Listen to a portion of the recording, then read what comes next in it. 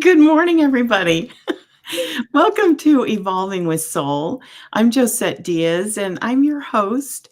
I'm a self awareness coach for women in midlife, and I help women through creative strategies. Now, don't let that scare you. I know most people hear the word art or creativity and they think, that's not me. I'm not into that. I can't create. I'm not an artist. I used to think the same thing about myself until I met this lady here with me, Vasi Huntalis. And through her intuitive workshops, I unlocked my own creativity and started to make, create the healing that was needed for my inner child artist. And that's a whole other story for another day.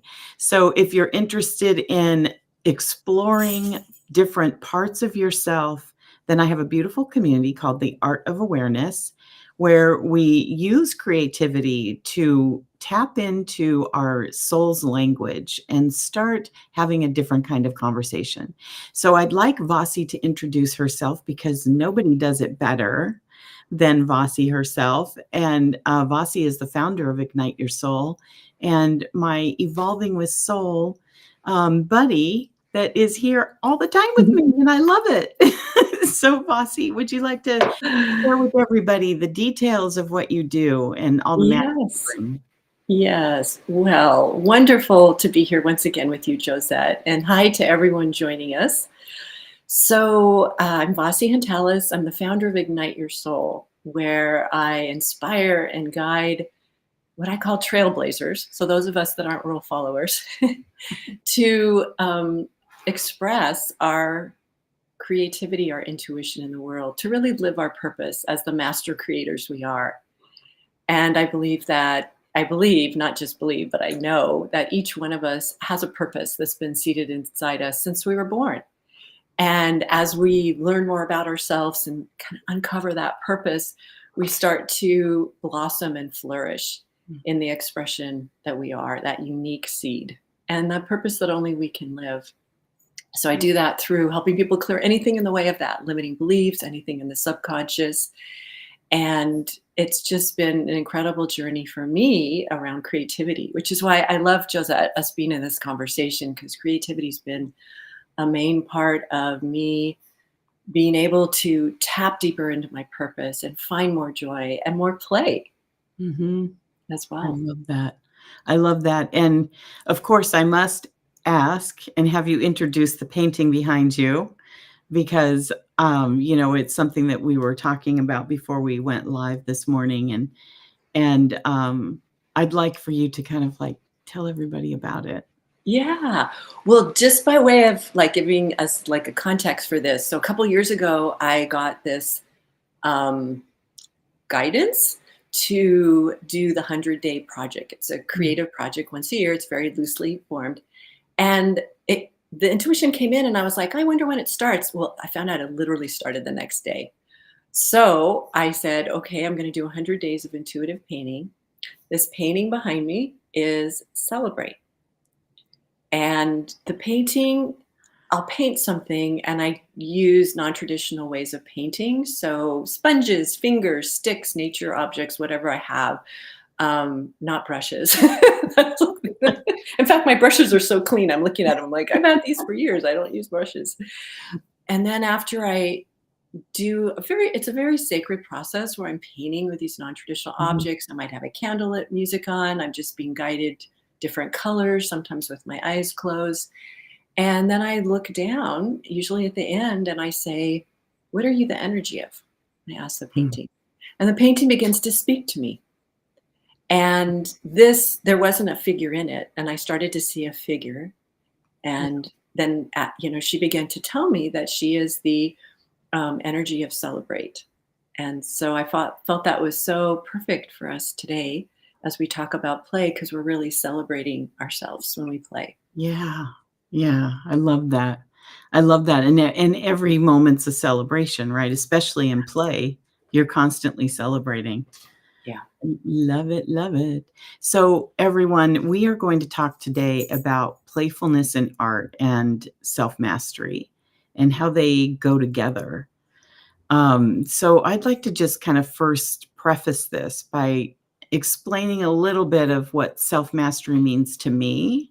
This is the way I define it in Guidance to Wellness, my business, which is, that it's a personal awareness, an embodiment of your true self, and it's your unique essence, and the practice of self-mastery is bringing it to your awareness time and time again, where you're listening to your inner voice, and that begins to, um, bring out the essence of who you are within, so that it starts arriving to your conscious level, and that's when you start to shift your perspectives, and so that is, part of what self-mastery means to me, and it's not that you're going to, necessarily, like, magically make everything just, snap into place.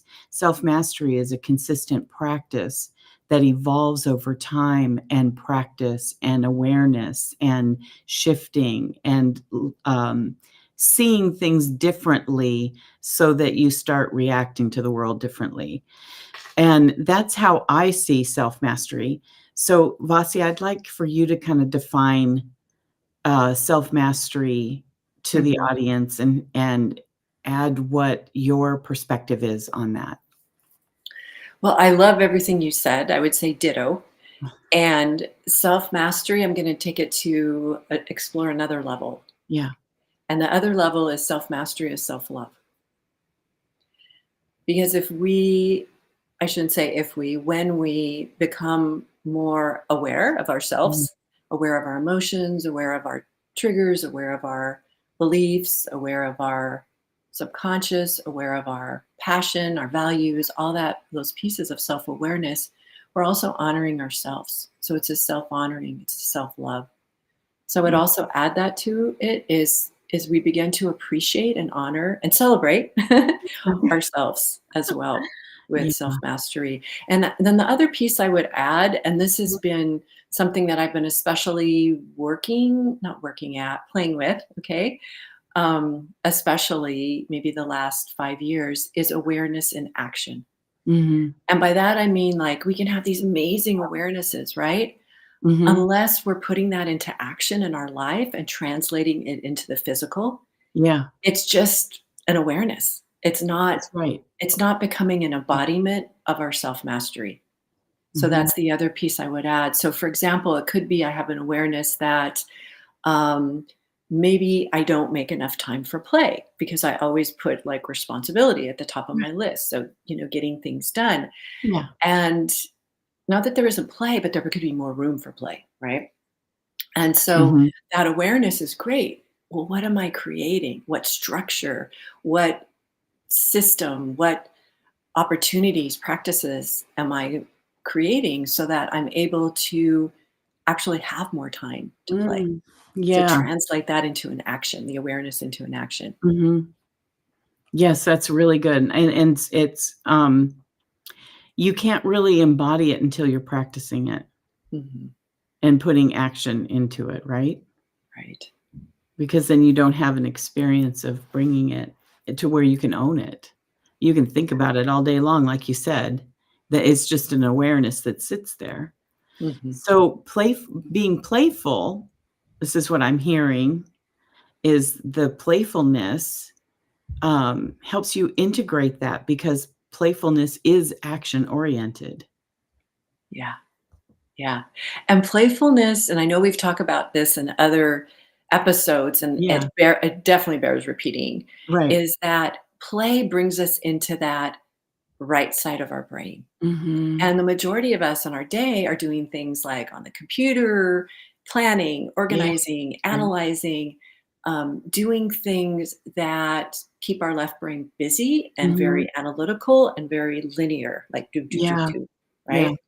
Flow comes from play because play is in that place of our right brain where it's nonlinear, it's imaginative, it's expansive, it's future focused, possibility focused. mhm. And so play brings us into the energy of possibility. It brings us into the energy of positivity.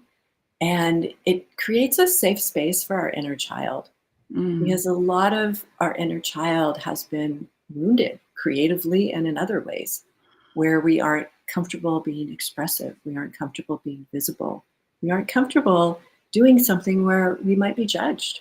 Yeah. And that's the left brain, the analysis part that's very self-critical, Yeah. self-judgmental. I think that what you just said just deserves a pause of a deep breath for everyone. Mm. Because I think that we just gloss over that. Those words, we can say them, we can hear them, and then we don't take a moment to give ourselves to contemplate what that really means to us in our heart. And, when we do allow ourselves to be in that playful space, like you said, it is engaging with your inner child, and so many people I talk to so many women who don't remember their childhoods or can't connect to that playfulness. I mean, I've been in that space myself where it's just almost too painful to think of revisiting your inner child sometimes. Mhm. Yeah. Depending on, your experiences. It doesn't mean that you necessarily had a bad upbringing. It just can be a painful experience, in the world, at school, with kids, I mean, whatever it is, right? Mhm. And so, it's easy for us to disconnect from that, but to reconnect, opening that space for playfulness is really something that, I think is important and really I feel that it's difficult sometimes for us to walk into that door. I was having a conversation with colleagues yesterday around the word art, Mhm. and, many of the ladies that I was talking to were sharing that that word scares them. They don't see themselves as artists. They don't, relate to art, like, "Oh, what? I can't do that. Oh, no way. That's not something I'm gonna do." Like, it's a very immediate dismissal. Mhm. And, I was sharing with them,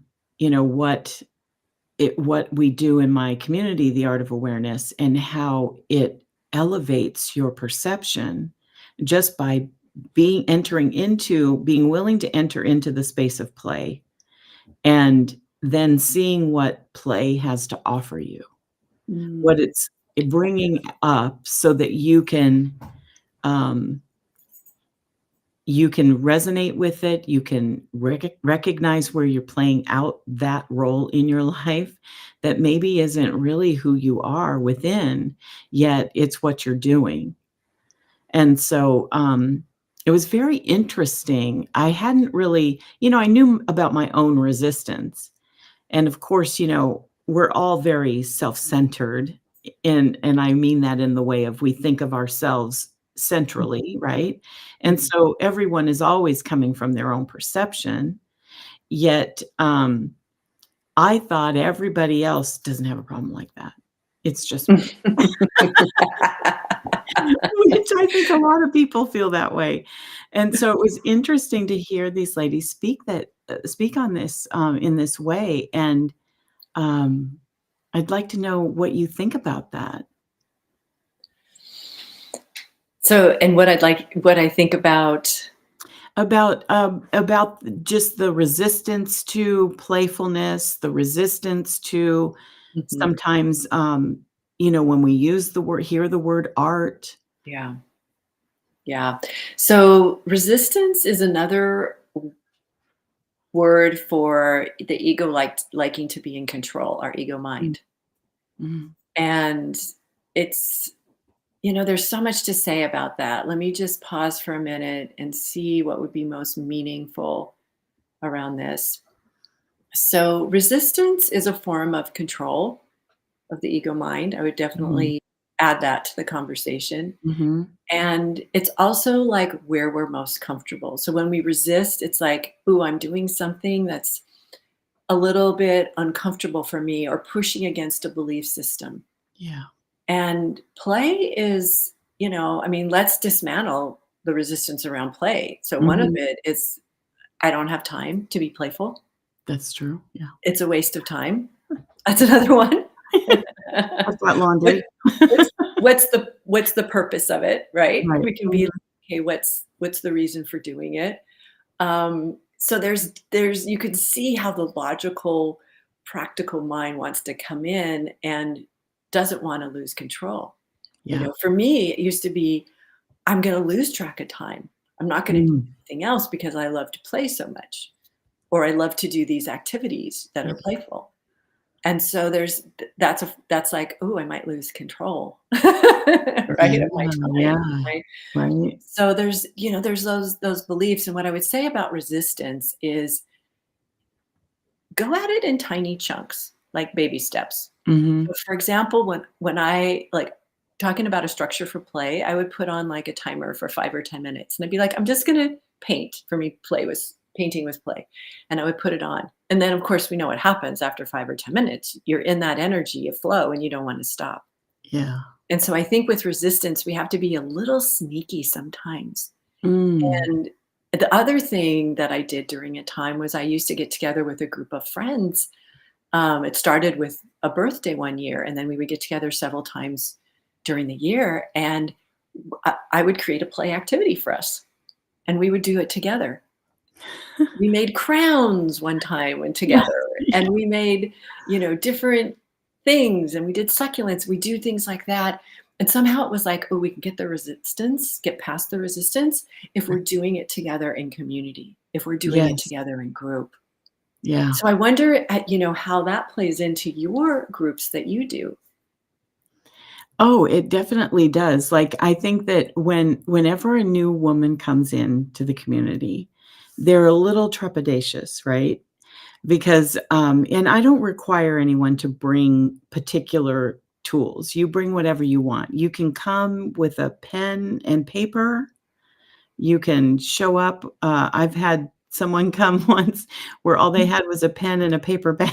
So and that's what they drew on, which was totally cool, and it works, Uh, it's not a requirement to show up being a particular way, and once they kind of get the idea that that is not a requirement for them, mhm, it helps them relax, and then, they don't have to share their drawing. right. They can if they want to. It can be helpful sometimes depending on what the exercise is and our topic, yet it allows them to start to kinda go wild and play a little bit and not be judgy about it because the whole room is filled with women who aren't necessarily artists. There are some that are or, to have more expertise in art than others, yet, it's not a center or a community of judgment, it's a Mhm, community of support mm, and love and witnessing and offering each other story to help each other with the things that we're being challenged by. And so, I find that, like, the opening that door to creativity is such a beautiful way to explore yourself, even if that's not your initial intention. mhm, So I mean, the times that, like, I've done, art and creativity just for fun, even doing puzzles. I'll be putting puzzles together and finding pieces, and my mind is thinking about something, and I'm processing either, an old wound or a problem that I've, been trying to figure out how I want to approach it, and just putting the puzzle pieces together opens up that creative doorway and allows me to see things differently. mm. And I'll Yeah. I'll get epiphanies just by doing puzzles. So it can be anything that you do. It's I mean, creativity can be done even doing dishes. Mhm, mhm. Yes, it's all how we approach it. Right, yeah. Yeah. And there's something else, and you alluded to this, and I wanna call it out as Mhm. well, is giving ourselves permission to play Yeah. is so important, and that's also another way to get past the resistance, and, you know, in my art workshops, you probably remember we would do a permission Yeah. slip at the beginning, Yes. and it's like, what do you wanna give yourself permission to? Sometimes it's I give myself permission to not worry or be focused on the outcome, right? That Yeah. way it puts you in the moment, in the Yeah. present time. Sometimes I give myself permission to make mistakes. Well, there's no such thing as mistakes, but if we give ourselves Right. permission that, then we're more apt to explore and experiment and have fun. Mhm. So I think that's also a really um, good tip that we can offer people Yeah. is if you're feeling some resistance to playing, Mhm. think about writing yourself a little permission slip. Like, what do you want to give yourself permission for? Because if Mm. you're not in a group and you're by Mhm. yourself, Right. it's a little bit um, more challenging Yeah. to give yourself permission. When we're in a group where we might be focused on other people and we start to relax, but by ourselves, it's like, be that advocate, that support for yourself, right? That's true. I mean, we all have to learn how to be our own cheerleader. Some of us are better at it than others. Sometimes we let our ego get in the way and really sabotage that part of ourselves. But you're right. It is something that is, necessary to do when you're doing it alone to set yourself up a little bit more intentionally, Hmm. because that intention's gonna take you through the steps easier, I guess. Is that the right way to say it? Is it easier? I guess it does kind of open the door for ease so that you can, reflect and go, "Okay, well, I'm feeling the resistance here now, so what is it that I planned on doing? Okay, now it's, 4 deep breaths in, 4 deep breaths out." Yeah. And I was thinking about when you were talking, that the resistance to play. I sometimes want to do something really great on the page. I want it to look great in the end. And then I've already applied this expectation and pressure on myself to do something particular, which is not in play at all. Right. And Right. so then I'll end up with a big lump on the page, and I'll be very disappointed and frustrated. This is how I used to, not so Hmm. much anymore, used to do this more often. Hmm. And I was just thinking about, like, I had to look at that and lean into it and say, "Well, what is it? What is this? And why is this what showed up?" And it showed up because 1, I was resisting, and 2, I had placed too much expectation on it, which is very reflective to other things that we can do in our life, and how I then don't see it as a result that I wanted to achieve. Mm. Yet maybe it was the exact thing that I needed to see in that moment because I needed to see what it was that I was doing. And so everything has something to offer to you. That was my point I was trying to get to. Is that That's a great point. Yes, everything has something to offer us. Yeah. And it also is that, you know, when we're in that place, okay, this time we're talking about art, and maybe it's at a point where it's not as playful or we're Right. feeling some resistance. What's really fun is to just rotate the page. Yes. Yeah. And then it's like, talk about shifting your perspective. Then it's like Mhm. really fresh. Yeah. And then you find like there's a different way that you're seeing things or interpreting things or Mhm. experiencing or all of the above. Yeah. And so just that simple shift, it's just like when we reframe, Yeah. right? It's Right. like that act of reframing. It's like just turning the page, you Yeah. know? And the other day I did a painting, intuitive painting, and I was at a point where starting to get like this little bit of judgment or resistance Mm. was coming in. And Mhm. I totally flipped it. And then I got into this place of flow. And when it was all done, I was like, oh, do I need to flip it back? Because there was an I in it, and somehow the I needed to be like a literal I. Yeah. Okay. Um, and and it was such a fun experience to do, and I felt that it was playful. Mhm. It let go of the outcome, which we talked about earlier, Right. the expectations. Yeah. And then at the end, I had so let go of it that I had totally forgotten the orientation of it. And then when I turned it back, I actually loved it. So it was 360 degrees. And a lot of times that's what we have to do. We have to shift our perspective, Uh-huh. reframe something, And then we come back like full circle into the spirit of play. So Yes, play, resistance, play. It's like a spiral, we can be on. right. It's not linear. I love that, and what I think of when I hear you speak of turning it, getting a different perspective, seeing it a little differently, it's like each turn contributes to the whole of Mhm. the shift of how you see it, and so it's almost like they're necessary parts. Like, if you hadn't shifted that or turned the page a different way, you wouldn't have expressed something that came out from that angle. Yeah. So then it contributes to the whole even when you turn it back to the way you started. Yeah. And we are that wholeness. Mhm, mhm. And that's what's so beautiful when we do art, that's Yeah, reflected back to us. yeah, So we may feel like there's something missing or broken or not right, right. but that wholeness is inherent with each of us. It's always there. So the question is not how can I make this perfect or what's missing or what needs to be fixed. The question is what will return me to wholeness? Mhm, Yeah. mhm, How can I reconnect with that innate mm, wholeness that's within me? And play is a wonderful way to yeah, do that. yeah. It really is. Funny, I was thinking about this when we started this episode that, um, I went through and took another look at my values recently, and, one of my values in my top 3 list is playfulness, and I was really surprised at that, Mm. and, I was like, "Really? I'm a double Virgo, what do you mean?"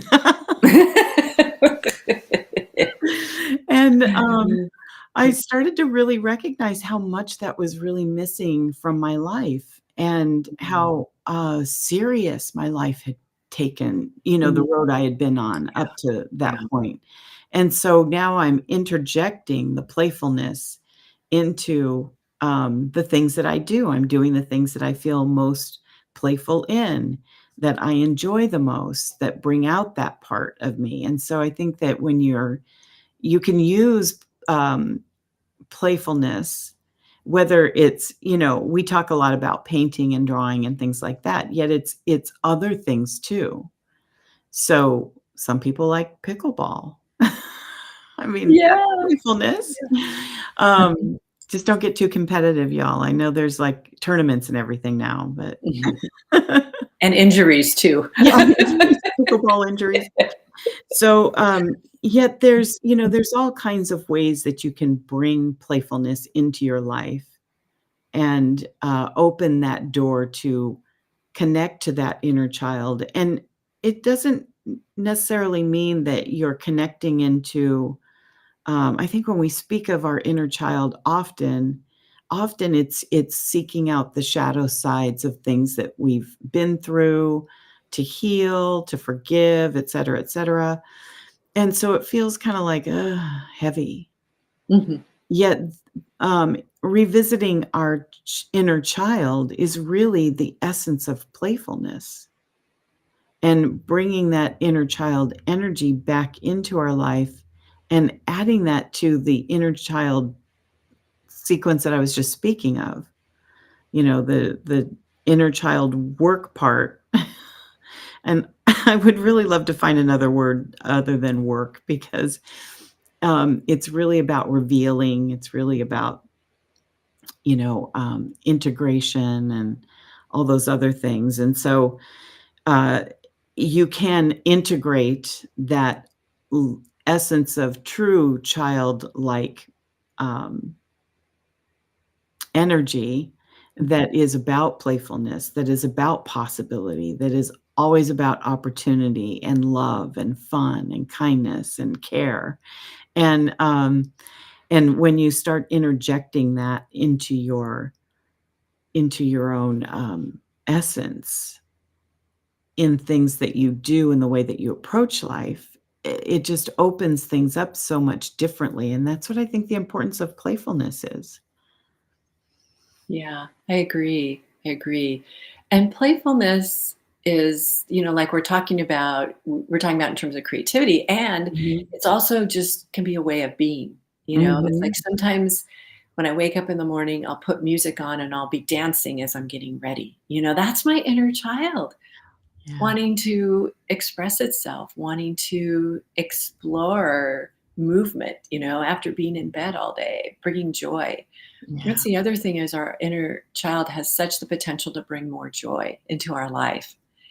And so whether it's, I was remembering the other day, I used to keep a bottle of, you might remember, a bottle of bubbles on my desk, like little Yes, I bubbles. do remember. Yeah, and sometimes I would just be like something would happen in a conversation or with a client, we'd be celebrating and be like, "Let me bring out my bubbles," and I would blow bubbles, and I've done it in Zoom workshops, and people just, like, loved that, and that's our inner child. That's how our Right. inner child used to play, right? Yeah. So finding ways to weave that into your day, into your work even, Mhm. you know, because it's like there's this delineation.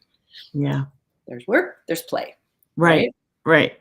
There's responsibility, there's fun. It's like there's not, and that integration that we're talking about with our Mhm. inner child is only happens when we start to, again, putting awareness into action, when we start finding ways to take action in our daily life to Yeah. bring our playfulness in, our inner child, our sense of joy that's Yeah. always within us, no matter what you've been through or what's going on. There is a place within that you can tap into for joy. Mhm. And play is that same vibration. Yeah. That's what allows it to activate. Mm. I love that. I think that, the things that we've been talking about today, are I hope that the audience understands that the playfulness leads to, even more possibility as we spoke of. And, it also leads to, the practice of mastering yourself because, like Vasi mentioned, resistance. We talked about, intention and, what were some of the other techniques that we spoke of that lead towards self-mastery? You mentioned a few. Bite-sized steps, Yes. taking things, working with the resistance, like step by step, Yeah. doing something and doing permission slips. Mhm. That's the other thing. Yeah. And community groups, Yes. another way we talked about playing. Yeah. Yeah, and bringing that into your and oh, action. That was one of the big ones that I think that, you spoke of that I really, really love because, playfulness does equal action. You Mhm. can't have playfulness without doing something. So, so I love that, and I wanna thank you for having the conversation with me again. Uh, So, it's always fun to come together and play on Tuesday mornings. So I hope that all of you got something wonderful from this. And Vasi, is there anything that you would like to close with? I would like to read The Power of Play, which is from an intuitive painting. I have it right here. Um, and I'll hold it up while I am doing it. This was actually day 100 of Oh, my oh, really? project. Yeah, this was the last painting. I had no idea it would come Oh, through. my Okay, goodness. so I'm going to see if I can hold it and read it at the same time. The Okay. power of play wants us to know inspiration doesn't come from hard work, and playing isn't a waste of time. Both those beliefs have put great visions to death and cut off so much creativity that it makes me sad. Plus, those limiting beliefs take a toll on our health, our relationships, our well being on all levels. Without play, your head takes the lead. In the space of play, your body, mind, and spirit are free to experience this truth. You are a master creator. Play helps you tap into your power to create anything in your life or business. And then I wrote, to be honest, when I did this painting, I didn't feel very powerful when I started it. I connected with my playful side, and Yeah. then I felt inspired to add certain colors and smudge pastels over the watercolors. And then when I thought I was done, I heard this nudge: paint your hands in gold. And so I did. It was messy, but of course it was so fun. And I felt even more in flow. And that's the power of play. to shift energy and open a portal to joy. May you play your way with greater joy, ease, and flow. Mm, very beautiful. Bravo. So send that out to everyone. Yes. Take time to play today. Have fun playing, Mm. and keep us posted. Josette and I Yeah. would love post a comment. We'd love to hear how that goes for you. Yes, we would. We would really love that. Well, this was really fun. I enjoyed the topic that we talked about today. And we'll be back next week, everybody. So come see what we're going to talk about next week. I like to keep it a surprise. That's playful and it's fun. So have a great week, everyone. And thank you, Vasi, as always. Thank you, I- Josette. yeah, Such a joy yes. to play with you in these live streams. I know. I love it too. All right. Bye, everybody.